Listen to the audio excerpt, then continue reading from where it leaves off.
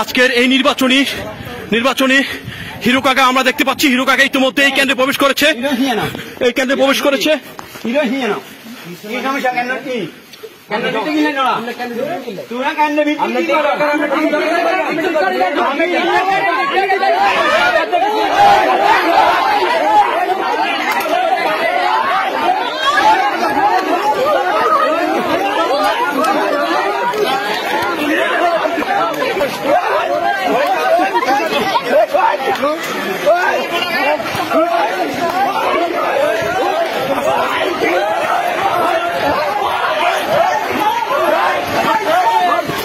আমরা দেখতে পাচ্ছি হিরো কাকাকে মারছে, হিরো কাকাকে মারছে।